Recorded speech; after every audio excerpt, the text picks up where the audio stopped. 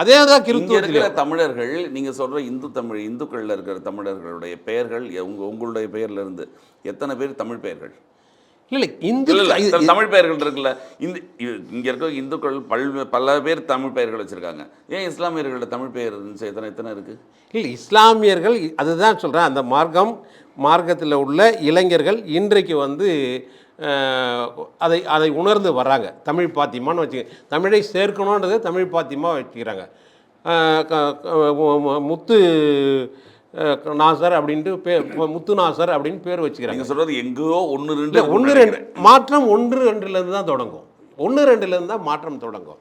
ஒரு காலத்தில் கிறித்துவத்திலேயே வந்து நிறைய வந்து கிறித்துவத்தில் தமிழ் அந்த மாதிரி தான் அது வந்து நீங்கள் கன்னியாகுமரி சைடு போனீங்கன்னா அப்படி இருக்கும். நீங்கள் அப்படி இல்லை மதுரை பக்கம் தேனி பக்கம் போனீங்கன்னா தேனி பக்கம்னா போனால் ரத்னவேலு, ரத்னகுமார், அந்தோணி இதெல்லாம் தமிழ் பேர் நிறைய. அதோட ஜாதி பேர் இருக்கு. அந்தோணிசாமி நாடான் இருக்கு. அது எல்லாமே இருக்கு. அதுதான் நான் சொன்னேன். இங்க இருந்து தீண்டாமை வேண்டாம், இன ஒதுக்கல் வேண்டாம், இதெல்லாம் கொடிது அப்படின்ட்டு போன தமிழன் கூட போக்குள்ள அந்த சாதியை கூட கூட்டி போயிட்டான்.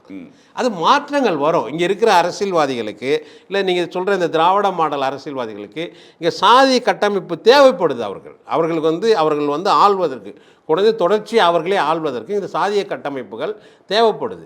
நீங்கள் வந்து பொழுது போடுவாங்க பாருங்கள். இப்போ கன்னியாகுமரி சைடு போட்டிங்கன்னா கிறித்துவர்கள் ஒன்றா இருப்பாங்க. கிறித்துவர்கள் பெரும்பான்மை. இப்போ இவர்களை உடைக்கணும். என்ன பண்ணுவோம்? இந்துக்கு நாடார் கிறித்துவர்னு உடைப்போம், தேவர் கிறித்துவர்னு உடைப்போம், மீனவர் கிறித்துவர்னு உடைப்போம். கிறித்துவத்துக்குள்ளே இப்படி உடைப்பாங்க. சாதிக்குள்ளே வந்துட்டாங்கன்னா, சாதி ஒன்றா வந்துட்டாங்கன்னா சாதிக்குள்ளே தான் வந்து இந்து தேவர் கிறித்துவ தேவர்னு உடைப்போம்.